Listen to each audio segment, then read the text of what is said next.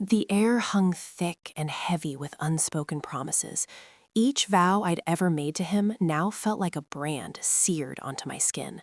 I could still taste the champagne from the toast we'd made just hours before, a bitter echo of celebration in the face of what was to come. Outside, the manicured lawns of his family estate stretched into the darkness, a landscape I thought I was finally inheriting. But standing there, pressed against the cold stone of the house, I knew the truth. They had already stolen my future. They'd smiled, they'd clinked glasses, and they had plotted my downfall.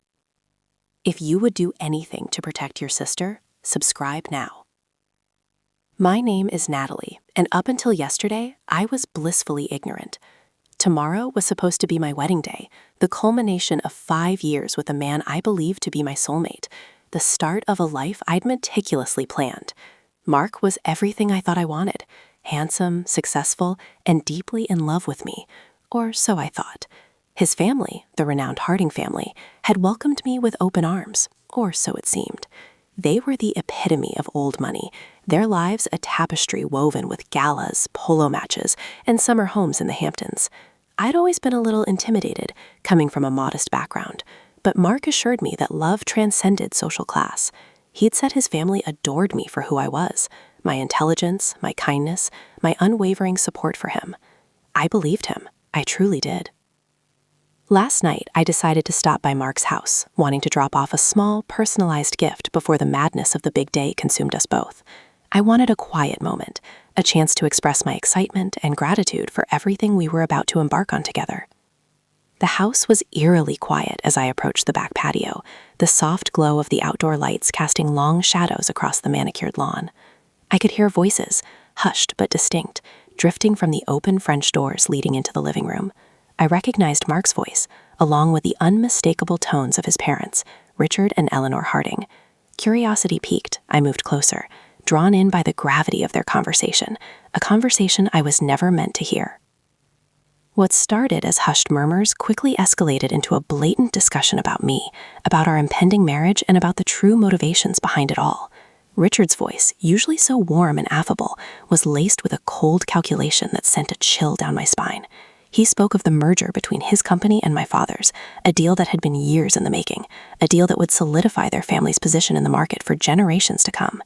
Eleanor's voice, always so sweet and maternal towards me, dripped with a condescension I'd never suspected. She spoke of me as a necessary evil, a pawn in their grand scheme, someone to be tolerated for the sake of their family's ambitions.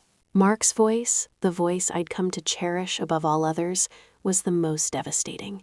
It was devoid of any affection, any hint of the love he'd professed for me countless times. He spoke of me as a business transaction, a means to an end, someone he never truly loved. He admitted that he found me lacking. He listed my faults, real and imagined, with a cruel detachment that shattered my illusions. He spoke of how my naivete and eagerness to please made me the perfect target, someone easily manipulated into fulfilling their agenda.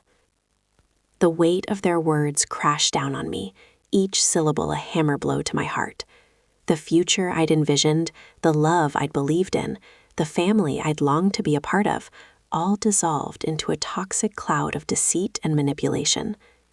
I stood there, paralyzed, as the truth washed over me, cold and unforgiving. I was nothing more than a strategic asset, a stepping stone in their climb to greater power and wealth. The pain was unbearable, a searing inferno that threatened to consume me whole. But beneath the pain, a flicker of something else began to ignite, a quiet, simmering rage, a determination to not become their victim. I would not let them define me. I would not let them destroy my future.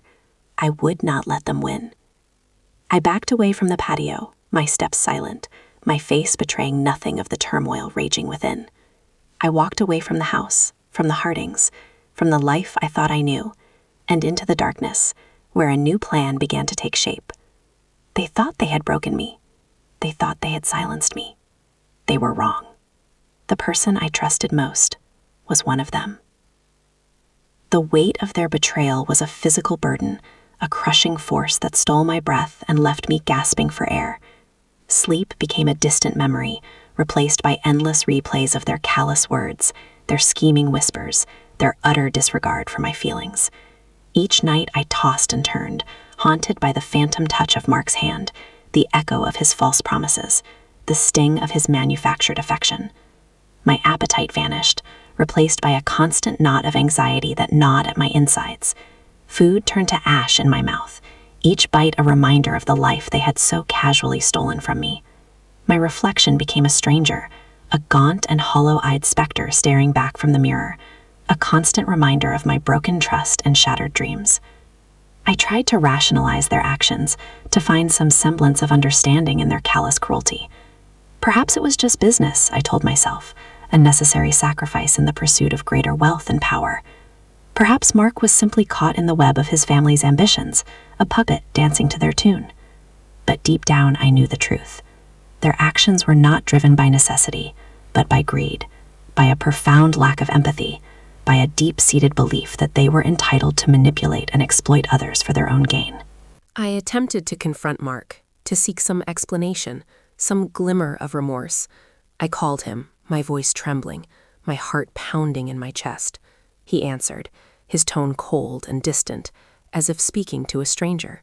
He denied everything, dismissing my accusations as absurd, claiming that I had misunderstood, that I was imagining things. He accused me of being hysterical, of trying to sabotage the merger, of jeopardizing his family's future. His words were like daggers, each one piercing my heart, each one solidifying the reality of his betrayal. I hung up, defeated, the weight of his lies crushing me once more. I considered reaching out to his parents, to appeal to their sense of decency, to plead with them to reconsider their actions.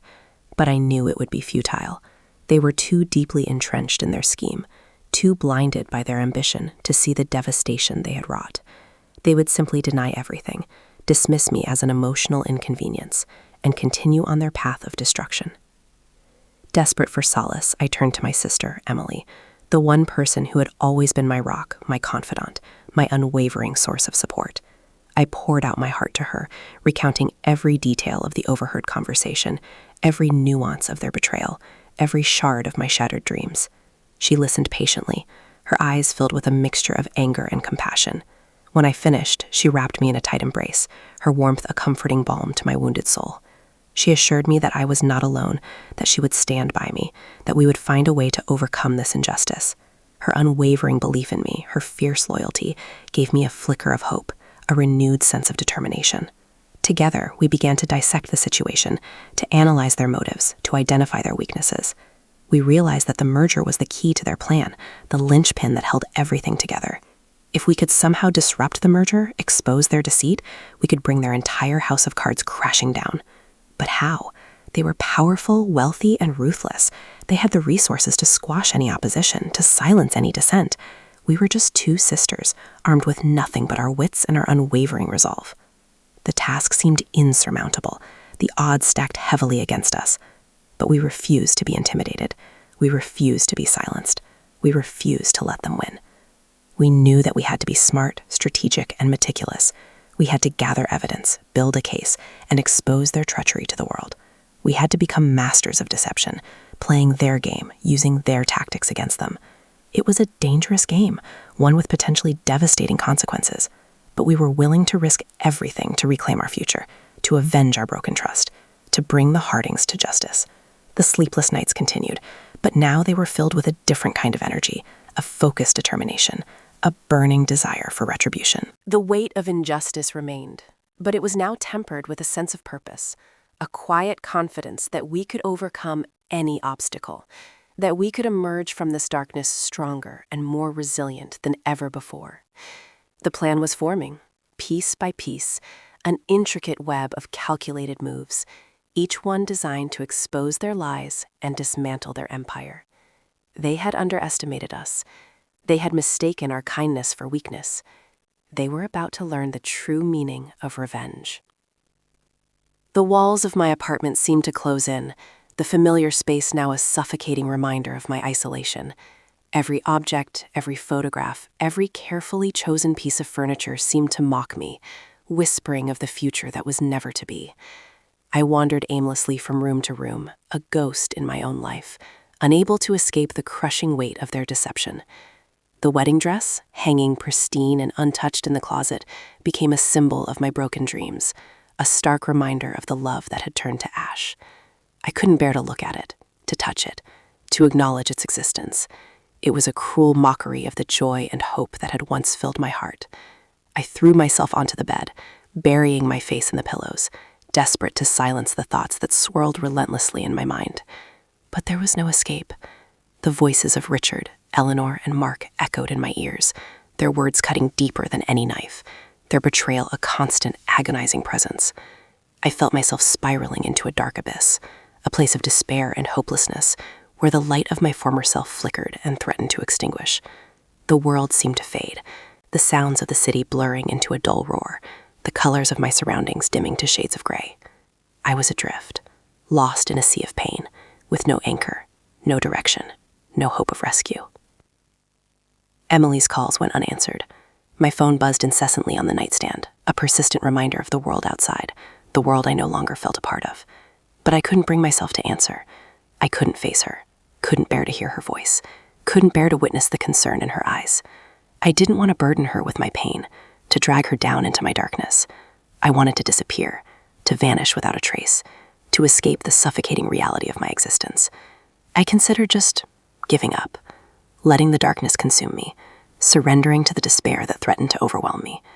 The thought was a tempting siren song, a promise of oblivion, a release from the torment that plagued my every waking moment.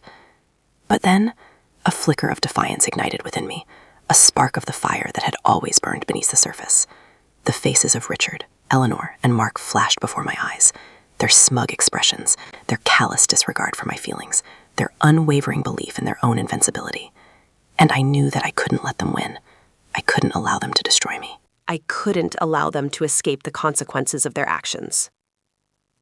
The thought was like a jolt of electricity surging through my veins, jolting me out of my stupor. I sat up, my heart pounding, my breath coming in ragged gasps. The darkness remained, but it no longer felt all-consuming. A new emotion began to stir within me, a cold, hard determination, a resolve to fight back, to reclaim my life, to exact my revenge. I would not be their victim. I would not be their pawn. I would be their reckoning. I rose from the bed, my legs shaky, but my purpose clear. I walked to the window, drawn to the faint glimmer of dawn on the horizon. The city was stirring, slowly awakening from its slumber, preparing for a new day. And so would I. I picked up my phone, my fingers trembling as I dialed Emily's number. This time, I would answer. This time, I would fight. "I'm ready," I said, my voice hoarse but firm. "Let's make them pay." The abyss had been dark, but I had found a reason to crawl out, armed with a chilling calm and a singular goal: their downfall. The game had changed. The hunter had become the hunted, and they had no idea what was coming. The day they betrayed me was the day revenge was born. They broke me.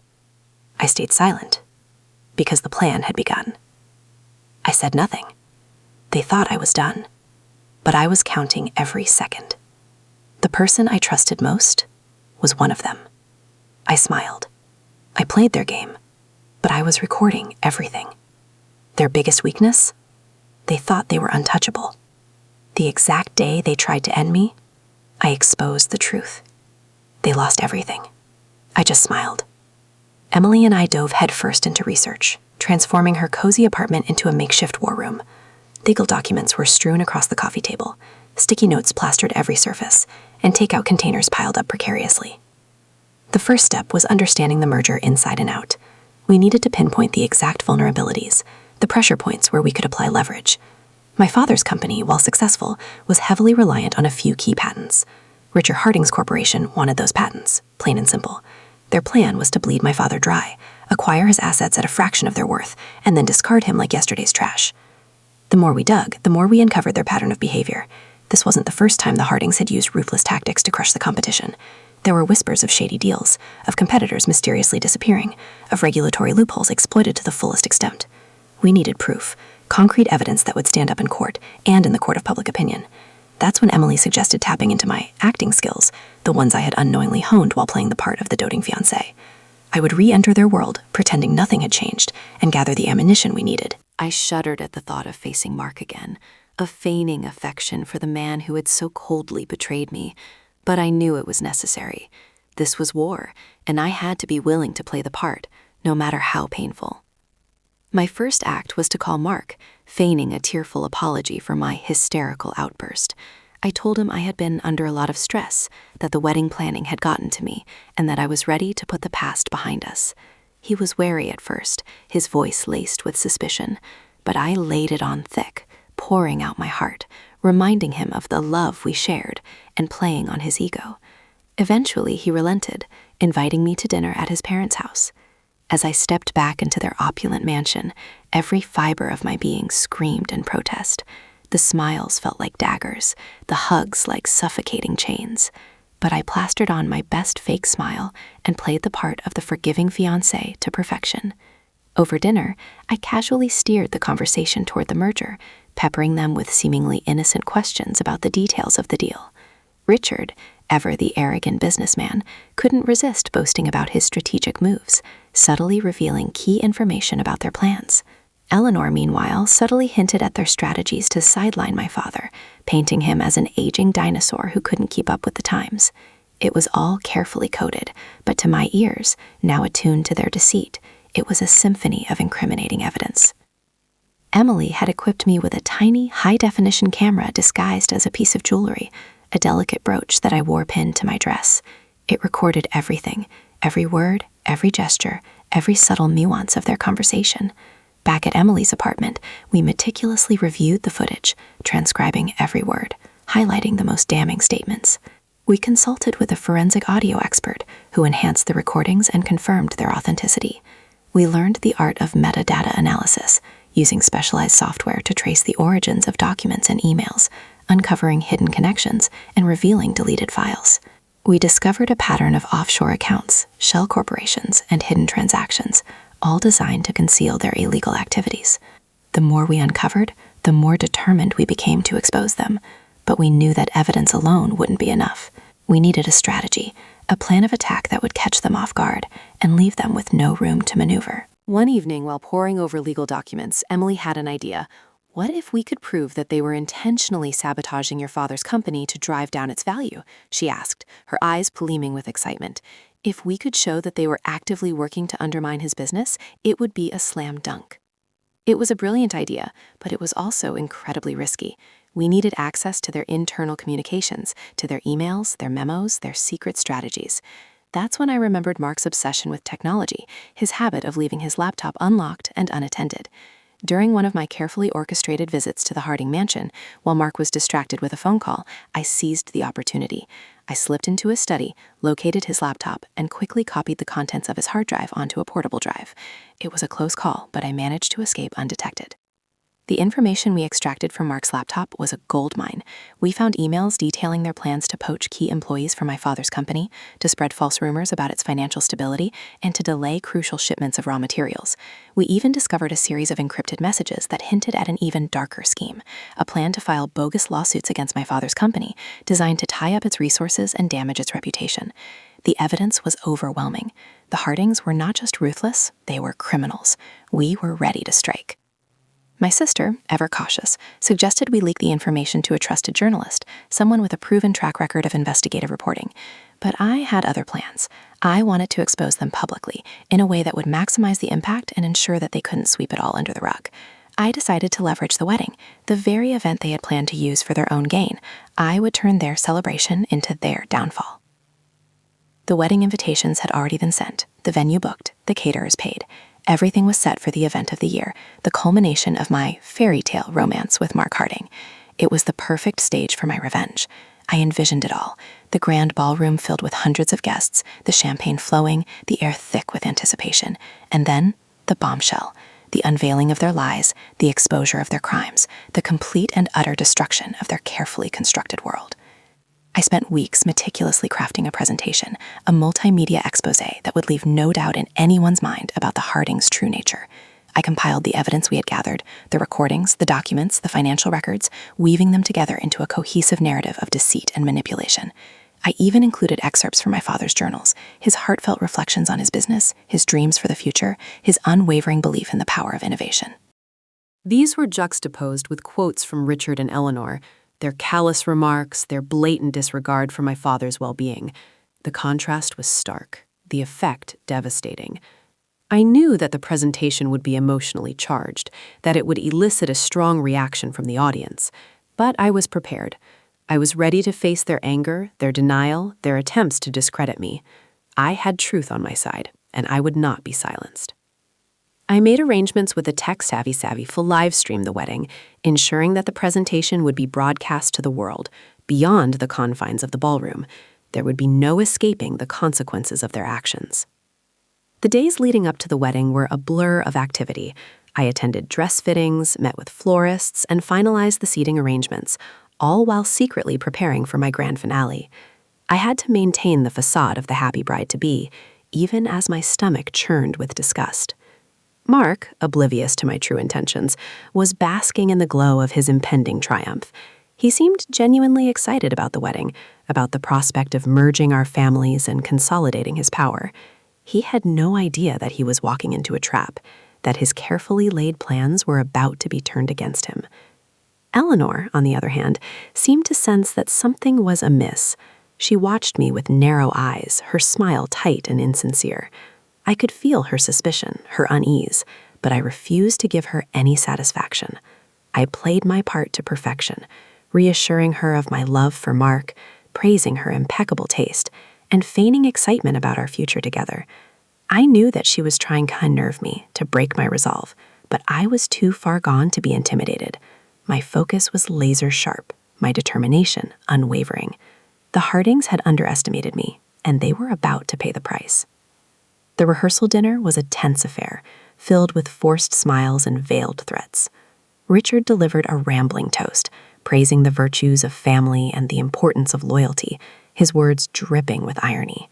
I raised my glass in response, thanking them for their generosity and promising to be a devoted wife to Mark. The air crackled with unspoken animosity, a palpable sense of impending doom. As I looked around the room at the faces of my enemies, I felt a surge of adrenaline, a thrill of anticipation. The moment was almost here. The morning of the wedding dawned bright and clear, a picture-perfect day for a celebration of love. But beneath the surface of idyllic serenity, a storm was brewing. I woke up early, my mind racing, my heart pounding in my chest. I took a deep breath, reminding myself of everything that was at stake. This was not just about me, about my broken heart and my shattered dreams. It was about my father, about his legacy, about the countless others who had been victimized by the Hardings' ruthless ambition. I owed it to them to see this through, to expose the truth, to bring them to justice.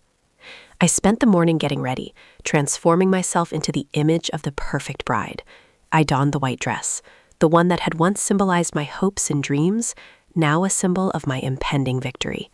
I had altered it slightly, adding a hidden pocket to conceal a small microphone, a backup in case the brooch malfunctioned. As I looked in the mirror, I barely recognized myself. The innocent, naive girl who had fallen for Mark's charms was gone, replaced by a steely-eyed woman with a burning desire for revenge. I was ready. The limousine arrived promptly at noon, whisking me away to the venue, a sprawling estate overlooking the ocean. As I stepped out of the car, I was greeted by a throng of photographers and reporters, their flashes blinding, their questions intrusive. I smiled and waved, playing the part of the blushing bride, all the while steeling myself for the battle ahead. The Hardings were waiting for me at the entrance, their faces beaming with pride. Richard offered me his arm, escorting me into the ballroom, where hundreds of guests were already gathered, sipping champagne and making small talk. The room was a spectacle of extravagance, adorning with flowers, chandeliers, and expensive artwork. It was a monument to their wealth, their power, their arrogance, and it was about to become the scene of their humiliation. As I walked down the aisle, my eyes locked on Mark, who stood at the altar, waiting for me with a nervous smile. He looked handsome in his tuxedo, but all I could see was the face of my betrayer, the man who had so callously deceived me. I reached the altar, took his hand, and turned to face the minister. The ceremony began, the words of love and commitment echoing hollowly in the air. I repeated my vows, my voice clear and strong, my gaze unwavering. I do, I said, my voice laced with a hint of defiance. The minister pronounced us husband and wife, and Mark leaned in to kiss me. I turned my head slightly, avoiding his lips, and offered him my cheek instead. He seemed unfazed, his smile still plastered on his face. The ceremony concluded, and we turned to face the guests, who erupted in applause. We made our way to the head table, where Richard and Eleanor were waiting for us, their eyes filled with pride.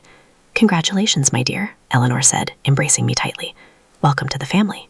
I smiled sweetly and thanked her, all the while plotting her downfall. After the toasts and the first dance, it was time for my presentation.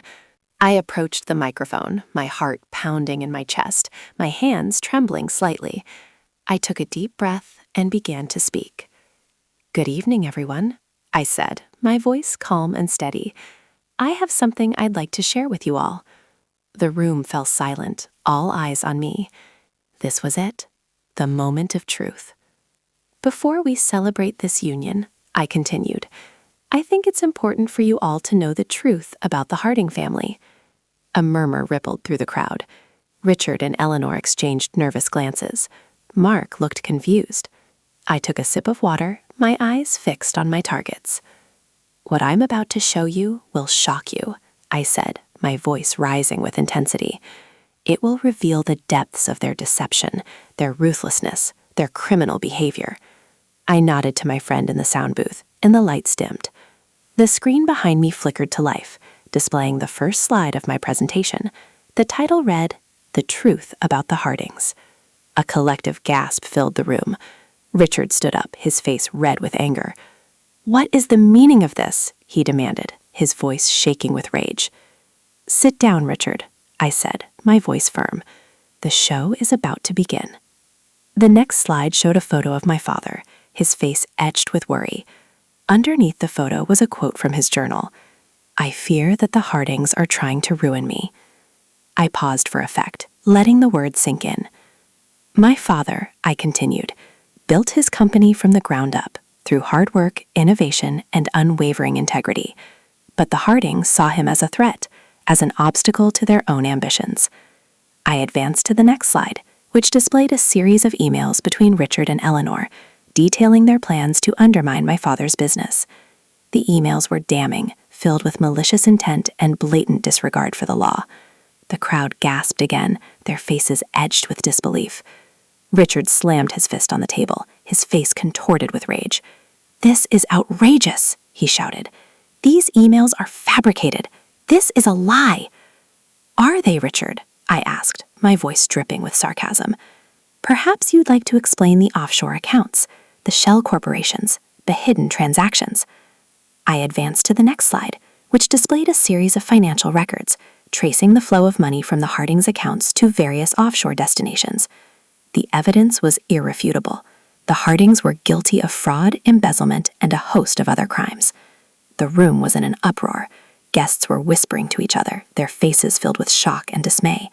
Some were getting up to leave, their expressions disgusted. Eleanor buried her face in her hands, sobbing uncontrollably. Mark stood frozen, his face ashen, his eyes wide with horror. He knew that his world was crumbling around him. I continued my presentation, laying out the evidence, exposing their lies, and revealing their true nature. I showed the recordings of their conversations, the documents they had tried to conceal, the financial records they had attempted to hide. I left no stone unturned. By the time I reached the final slide, the room was in complete chaos. Richard was screaming, Eleanor was sobbing, and Mark was staring at me in disbelief. The final slide showed a photo of me, standing tall and proud, with a quote from my own journal. "I will not be their victim. I will be their reckoning." I looked at Mark, my eyes filled with contempt. "The wedding is off," I said, my voice cold and hard. "I would never marry a man who is complicit in such evil." I turned to leave, but before I could take a step, Mark grabbed my arm. "Please, protagonist name," he begged, his voice desperate. "Don't do this. I didn't know. I swear, I didn't know."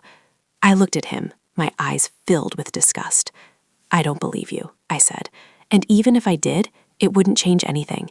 You are a Harding, and that is all I need to know." I wrenched my arm away from him and walked out of the ballroom, leaving behind the wreckage of their shattered lives. As I stepped outside into the cool night air, I felt a sense of exhilaration, a sense of freedom. I had done it. I had exposed the truth. I had brought the Hardings to their knees. But the revenge was far from over. I knew that they would not go down without a fight, that they would try to retaliate, to discredit me, to silence me. But I was ready for them. I had a plan, a final, devastating blow that would ensure their complete and utter destruction, and it was about to be unleashed. Stepping out of that opulent prison, I knew the real game was just beginning.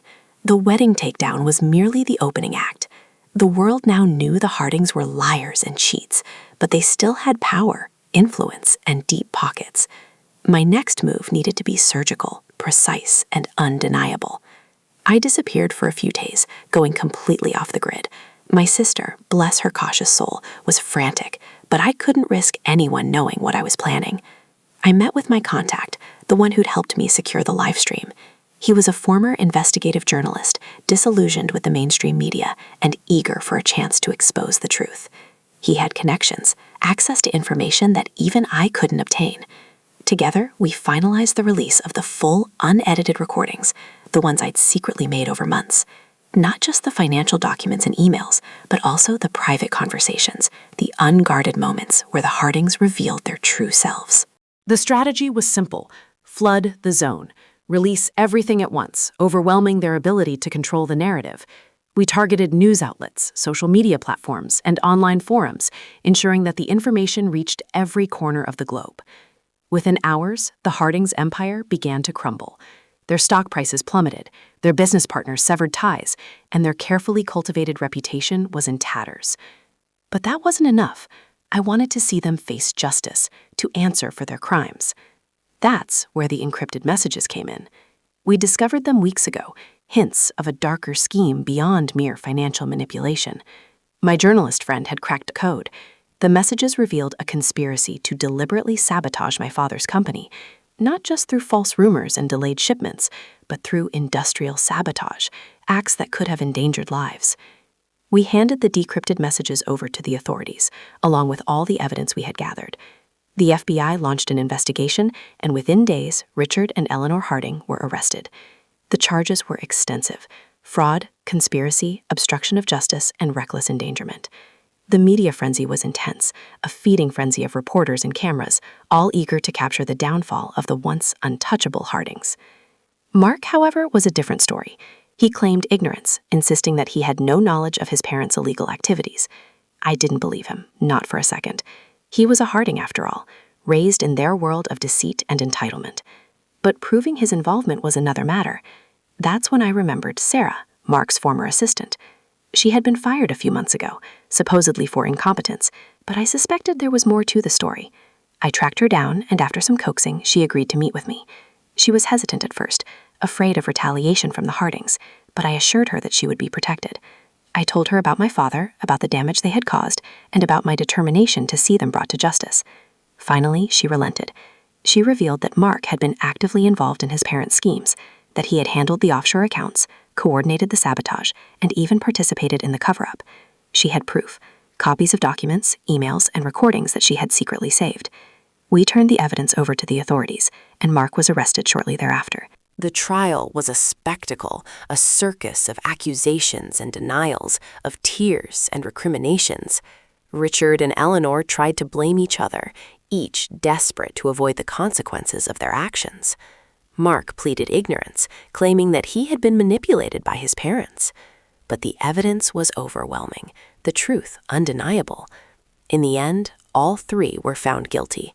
Richard and Eleanor received lengthy prison sentences, while Mark was given a lighter sentence due to his cooperation with the investigation. My father's company was saved, his reputation restored. I had done it. I had brought the Hardings to justice. I had avenged my father's honor. As I watched them being led away in handcuffs, I felt a sense of closure, a sense of peace. They had lost everything: their freedom, their wealth, their power, their reputation. The world knew them for what they truly were: liars, cheats, and criminals. I had exposed their lies, revealed their secrets, and brought them to their knees. Revenge isn't sweet. It's necessary. It's the price you pay when you push someone too far, when you cross the line and inflict unbearable pain. They broke me. They tried to take everything from me. But they underestimated my strength, my resilience, my determination. I refused to be their victim. I became their reckoning. Would you have done the same? Let me know in the comments. Subscribe for more justice.